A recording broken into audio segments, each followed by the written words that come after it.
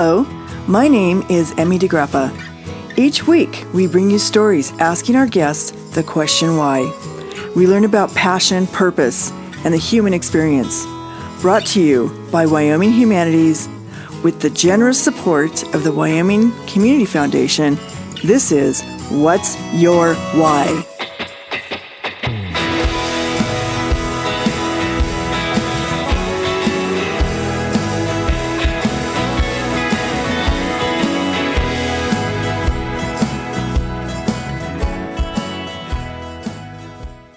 Today, we are talking to Ivan McClellan. This conversation is about the fact that cowboys are a staple of American history, and they are a much-loved icon of Western history. And we're asking Ivan his thoughts about who are the cowboys of the American West. Because as I've learned about Ivan, he is a photographer, and he is about all things cowboy culture, and his photography is called Project 8 Seconds, which captures the essence of the Black cowboy and works not only to disrupt perceptions, but to celebrate this newly found part of his identity. So welcome, Ivan. Thanks so much for having me on here. I sure do appreciate it. Absolutely. I kind of want you to describe your photography, a bit of history about how you got into photography and what was your passion in doing photography, and then talk about your 8 Seconds project. Can you do that?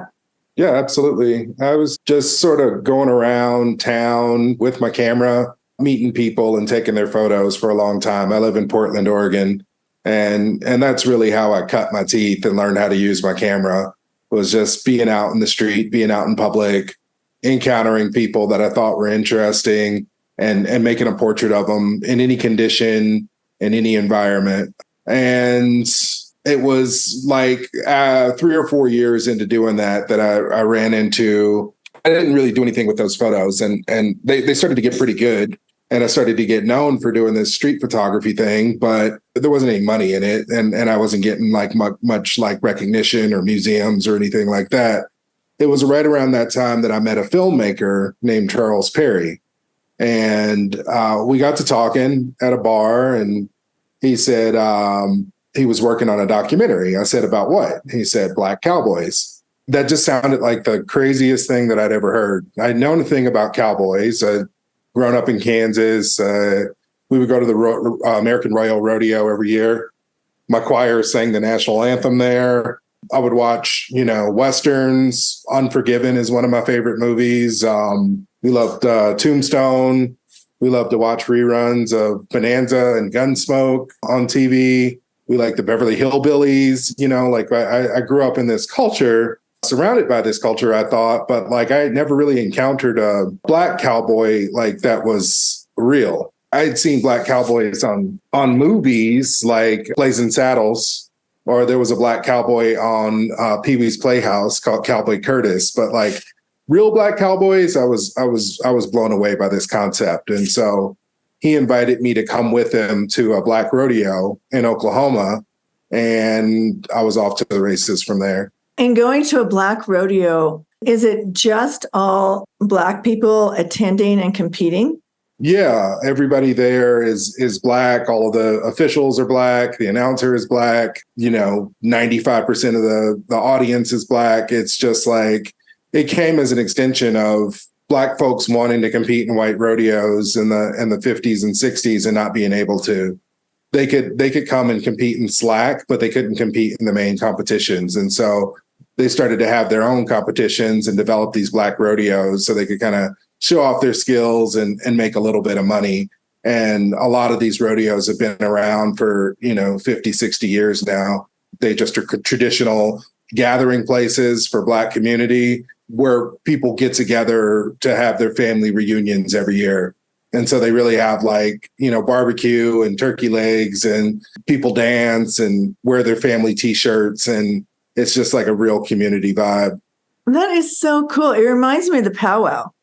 We do a Native American powwow every year here in Jackson, and we're powwows all over the country. And it really represents how Native American cultures come together and have community together. Yeah, absolutely. I think it's a lot of people from Kansas City, once I got into the work, and was like, I didn't know this existed because like the rodeo was 4 hours away from where I grew up, the Roy LeBlanc Invitational in Okmulgee, Oklahoma. A lot of my friends from school were like, how did you not know this existed? Like, we used to come down there every year for our family reunion. Like, what were you doing? You know? And I was like, we didn't have family reunions. You know, we were kind of doing our own thing. We were really small, tight family, just trying to get by. And we didn't have those big sets of cousins and that big extended family like a lot of other people did. So yeah, a lot of my friends from high school were like, of course there are black rodeos. What's wrong with you? You know, now I know.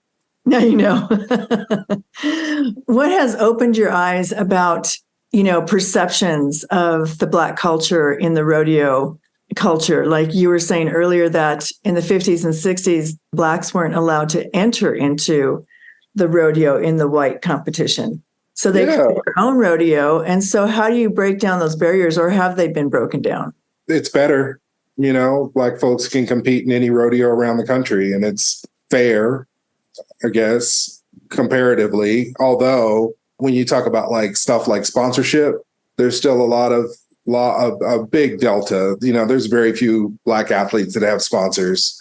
If you talk about, training and the ability to get in reps and really get good at your craft, really get good at your discipline, there's still a huge delta between the resources that a lot of these Black athletes have and what other athletes have. But it's definitely getting better. I really made it the mission of 8 seconds to kind of close a lot of those gaps and start to get people connected with sponsorship. It's critically important to get down the road, just to be able to pay for fuel and to feed your horses and to get to the point that you're able to compete full time as a job takes a lot of resources. So, the 8 seconds isn't just about telling these stories. It's about sort of creating equitable space and really creating a space for people to get to the top of their craft. But you have some people like Corey Solomon and Shad Mayfield and John Douch who consistently are in the top 10 calf ropers in the world, and they're Black guys. So it's great to see what they're doing for the sport. And it's great to see white audiences really celebrate these athletes. When they come into the arena, they get the biggest cheers. They get more cheers than anybody else. And there's just a lot of perception change, and you're going to see a lot more diversity in a lot of the Western sports and rodeo. It's a little bit different. I think when a lot of these Black athletes go into pro rodeo and they go to these big rodeos around the country, it's a completely different vibe. The people aren't playing around. They're there to compete. They're there to win some money. They're not particularly there to make friends. And it's not like that at a lot of the Black rodeos. The purses are pretty small. Most people go home with $500 or $600 if they win. And so people aren't really there to compete as hard. They're just there to show off what they can do in front of their friends. And they're there to be in community and to have a good time by and large. So, there's a mentality shift that happens when you go to the next level. There's an economic shift. It's just really different. Going back to the 8 Seconds Project, how did that become this passion that you wanted to tour it? And how did you get it out there known to a wider community to be invited to bring your show there? I didn't do anything with the cowboy photos after that first rodeo that I went to. I was amazed by it. Just there were, men riding around with no shirt on and a gold chain and braids. And I had never seen that image on a horse. There were women with long braids and acrylic nails, barrel racing in a fully bedazzled outfit. And there was hip hop and there was gospel and R&B, and there were just all of these things that were familiar about Black culture mixed with cowboy culture in a way that I never thought that they could blend. I was moved by it. I was thrilled by it. I went home and uploaded my photos and then did nothing with them. And then I went back and I kept going to other Black rodeos just because I thought it was fun and just because I wanted to be in community. And it wasn't until, I started this project in 2015. And it wasn't even a project. It didn't have a name. I didn't name it 8 Seconds until probably the end of 2018. And at the prodding of my wife, who was like, yeah, you keep going to these Black rodeos and spending all this money. Like, what's the goal? What are you doing? And she was like, why don't you start an Instagram and like start to put these photos up? And I started an Instagram. I called it 8 seconds, and people were as shocked as I was to kind of see these images and to see this culture. There were white folks that were like, I had no clue that this existed. This is amazing. There were Black folks that were like, where is this? How do I find a Black rodeo? Like, I had no idea either. And so I kept posting the photos because I was like, well, there are really interesting figures in this world. There are really fascinating men and women who do this day in and day out. And I think that they should, become household names. And I think people should really like be rooting for these folks. So I kept posting. I started to not only go to rodeos, but go to ranches and go to farms where people actually live and just sort of see their day-to-day lives. I rode from Houston to College Station with a cowboy that I did not know. And he was going to sell a bull, and the bull was like kicking the back of the trailer right behind my head and shaking the truck. And I was just like all of a sudden immersed in this world that I was fascinated by. Brands started to pay attention and go like, we need diversity, big brands like Wrangler and Boot Barn and Stetson, like heritage brands in the Western world. And I started to work with them to tell those stories and get on those bigger platforms, made our platform expand. Then the press started to pay attention and start to put that story out there. So we started to get stories, in the Washington Post and big publications around the world, really. So it's gone a lot further than I ever thought it would. But I'm really happy to be the steward of these stories and of these images. So is this a business for you where you can sell your photographs, where you can make a living yourself? It's becoming that for sure. I mean, I still work a day job, but it's getting more and more annoying to go to work because I'm like, I just want to be out cowboying. We did our first rodeo this year, just thinking about creating an equitable space and creating a big payday for these athletes, and also bringing this culture to Portland, where there's nothing like this in Portland. I mean, there's a very small Black community there. There's no cowboy culture at all. And the ability to kind of bring 40 Black cowboys there and have them compete for a purse of $60,000, which is unheard of in the Black rodeo world. Most of the time, rodeos pay between $5,000 and $15,000 in prize money, and we did $60,000 in added cash. We had the biggest sponsors in the world from our brand relationships. We did a big rodeo, and people went crazy. When those cowboys came out, this was in Portland, Oregon, like right in the middle of town at the expo center there. It was an indoor rodeo. We brought in our own dirt. We brought in our own fencing. We had, studio level lighting, which is important for me as a photographer. We had a professional DJ, professional audio. Like we did a big thing, and the community went up for it. And the Cowboys were like, we've never seen a crowd so excited to see us perform. So, now we're in talks with other people about partnership with the rodeo, and I'm selling fine art prints and, doing museum openings around the country. We made the front page of the New York Times with our rodeo. Like it's been colossal. And I kind of go to work after doing these things, and my coworkers are like, how long are you going to stay here, dude? Like you've kind of outgrown us. And I'm like, my wallet hasn't. I need this money. So I keep going back. What is your day job? I work for Adobe. I work on photo editing software. So it's related to what I do. I'm a designer. But yeah, I appreciate the work, but it's becoming difficult with the amount of travel that I have to do and just the 24 hours that I have each day, sort of dividing that up equally between all of these interests is tricky. So what was the name of the rodeo that you produced in Portland? It was the 8 Seconds Juneteenth Rodeo. We did it on June 17th this year. Juneteenth has become a national holiday, and nobody outside of Texas really knows how to celebrate it.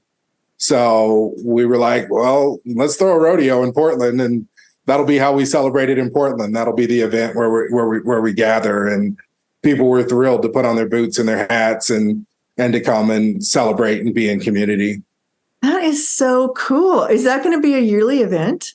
Hopefully, it was difficult this year just because I was like, hey, I'm throwing a black rodeo in Portland, Oregon. And sponsors were kind of like, okay, why? And why you?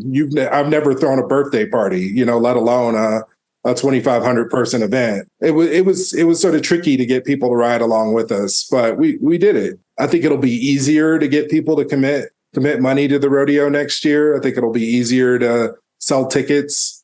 But I want to do it again. But it was working a full-time job and having a 9-month-old baby and not really having a big team. And all of this was pretty tough. It was a rough haul. I had gray in my beard, and then I started to see it in my hair. And I was like, my eyebrows started to turn gray. I was like, oh no, I'm like aging every time I look in the mirror. What do you think now? And what have you learned, good and bad, about the cowboy culture in and of itself, the cowboy culture in the American West? There's all of this good cowboy stuff that people live by. People are gritty. People have integrity. A cowboy says they're going to do something, they're going to do it. They're not going to do it on time, but they will do it. A cowboy says they're going to show up at 8, they're going to show up at 10, but they're going to show up. That's the way that it's gone consistently in this work. I've really learned to love these folks, and it's gone beyond just capturing photos. I've really developed very, very strong relationships with a lot of these people. One of my best friends in the Western world was Ouncy Mitchell. He's a bull rider, very good bull rider. And we met on a project for Stetson. He got paid $1,000 to ride a couple of bulls, and he did it, and he was thrilled to get the money. We got some beautiful shots. And then I saw him at a rodeo in Vegas a few months later, and we just got to talking, and we talked for like 90 minutes, and we realized, oh, you know what, I actually like you beyond just the payday and beyond just the work that we do together. We met a few other times. We did another campaign for another brand, and I would go down to Houston and we would go and eat crawfish, or we would go bowling, or we would just, I'd always rent a sports car when I went down there. We would just go riding around in the car. I think he viewed me as like an uncle, because he would always ask me stuff about relationship advice and just life advice. Last time I saw him was in Portland. He came to the St. Paul rodeo in Portland, and we drove around, got some lunch, and we were just talking about how he was trying to pro rodeo, and he was doing a good job. He had made it up into the top 25 bull riders in the country, and he was sleeping in his rental car just to have somewhere to stay. He had travel buddies that he was riding around with, and they would split rooms when they could, or split the rental car and both of them would sleep in it. And then he would meet women and go to their house to get a shower and to get a meal, when he could do that. One of these women in Salt Lake ended up shooting and killing him because they got into a fight, and he died last September. And, that was really rough, and I really took a step back and was like, what am I doing? I started out just taking pictures, and now I've gotten so close to this that, I'm losing people. I really wanted to kind of quit the project altogether. But, the cowboy community in that moment, the Black cowboy community in that moment were like, there are a lot of stories coming out in the press about Ouncy that aren't really speaking to him, or speaking about him or who he was or how important he was. And so I took it up to write a story about him, and it went viral online, and people were sharing it. His family members were sharing it. And I just realized, it's my job to be the voice of this community, to not only be the voice and to spread these stories and these messages, but to make sure that, athletes going forward have an easier time when they're trying to pro rodeo, that they're not out roughing it like that, because it's too volatile. Yeah, that is so sad. How old was he? He was 26. Oh my gosh. Yeah. That's just broken your heart. Oh yeah, it was rough. And he was a really great kid. He was one of the most confident people you'd ever meet. And it was a genuine confidence. It wasn't cockiness or arrogance or anything like that. He just really knew what he could do and really believed in himself, but was super kind, probably too kind. you would go to his house and there'd be like 8 guys living there. And he would just like, it was like a 1-bedroom house. And you would go in there, there'd just be guys everywhere eating Cheerios and working out. And he would just let anybody stay with him that needed somewhere to stay. He was just that kind of guy. So there's like a couple of things that I think about when I think about the cowboy culture. I think about the authentic cowboy who does work on a ranch and maybe doesn't rodeo, but he rides a horse every day, let's say. Mm-hmm. But then there's the rodeo cowboy, and that kind of is its own culture in a sense. And maybe that's all he does is compete. Yeah. There's some crossover. I think the magic happens when you do both. And then you got a real hand who can work a ranch, who can also like kind of take those skills and show off in rodeo. A lot of the black cowboys don't live on ranches because they didn't inherit any land and they didn't inherit those skills. So a lot of these guys live in trailers on some land or live in the city and then go cowboy on the weekends. So it's a little bit different than what you're probably used to in Wyoming, where people have big expanses of land and then they sort of work those ranches. I've learned that cowboying is a state of mind, and it's a set of rules that you live by. And if you're, cowboying out of Dallas, Texas in a 2-bedroom apartment, or you're cowboying on, thousands of acres of land in Wyoming, if you got the mindset, you got grit, you got determination, you stay till the job is done, you do what you say you're going to do, you're a cowboy.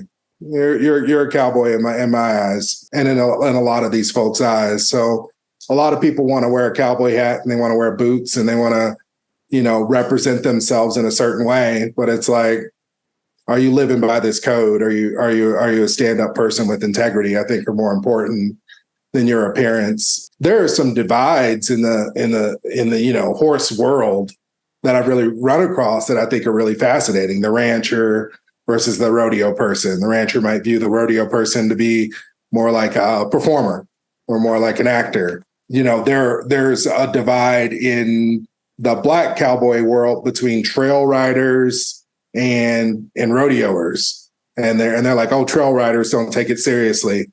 And the trail riders are like, oh, rodeo people take it way too seriously. And then don't even get me started on ranchers versus farmers. So there are all of these divides and deltas and how people want to be perceived or who they think is authentic. But like I said, I think it really comes down to mindset and who you are.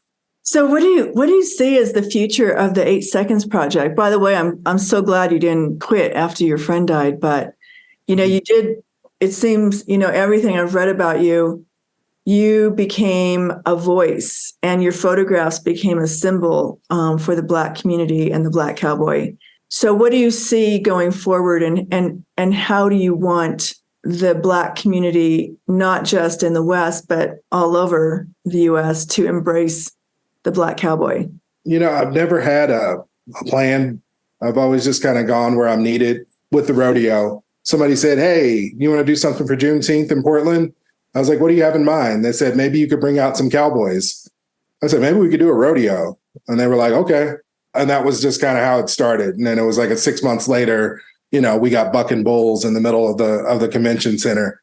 I've always just kind of gone where I'm needed and where I think I can be the most useful.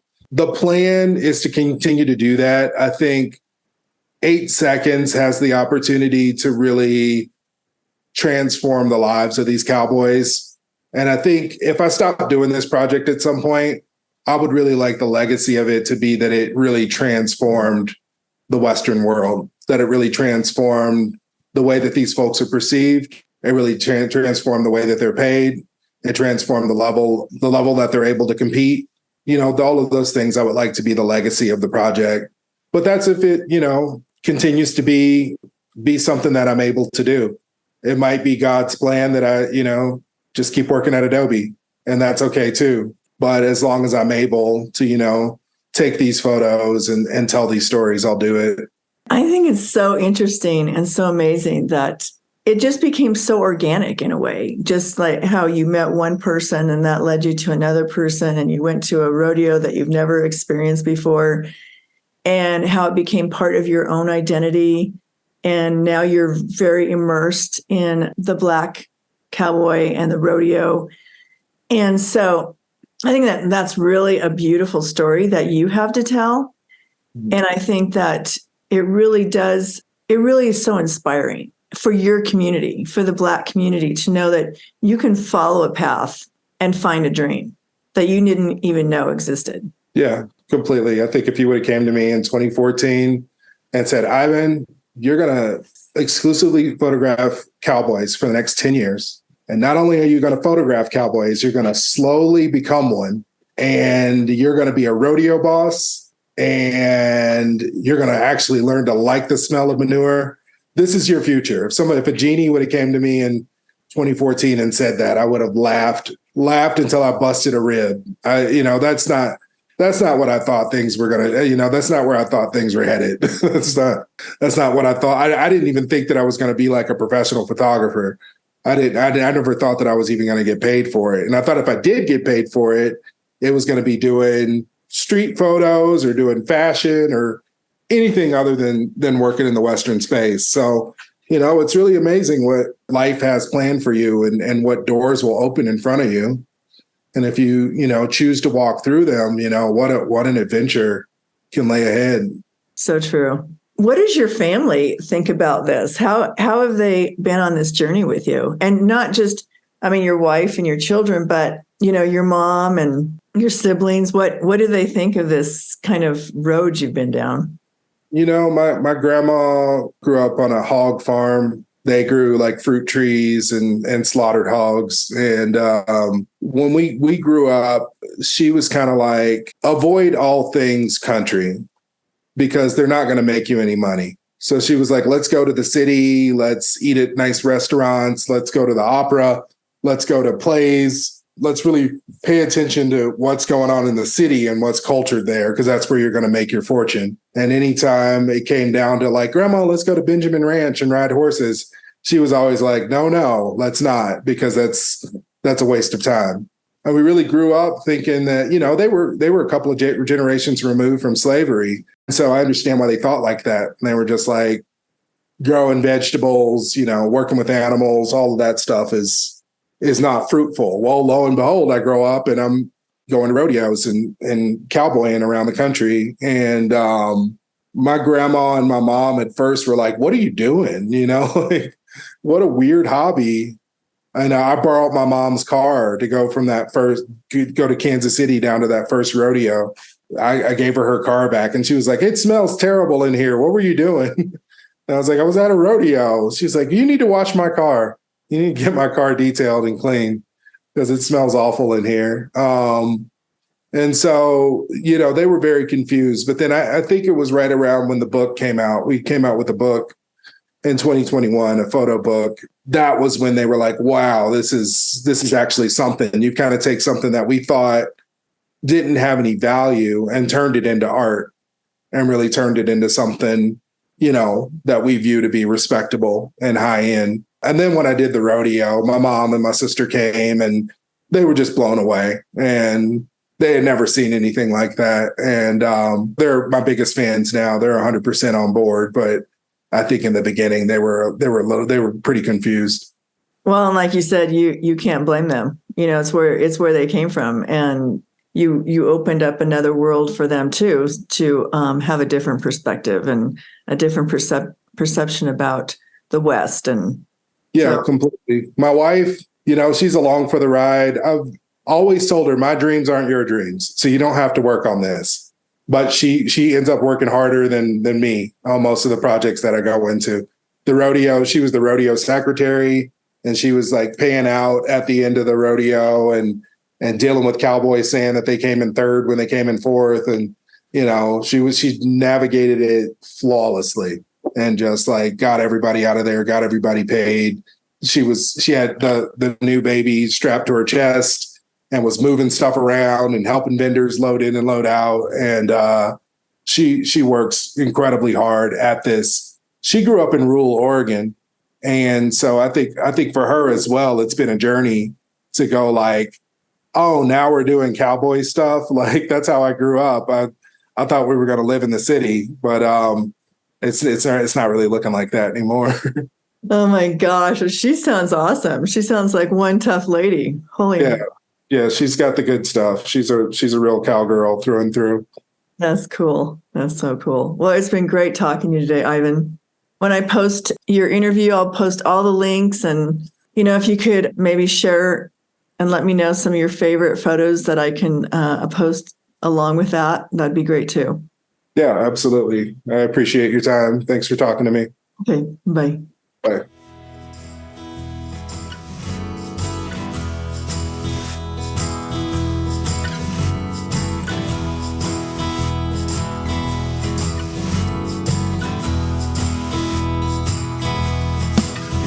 Thank you for joining us for this episode of What's Your Why?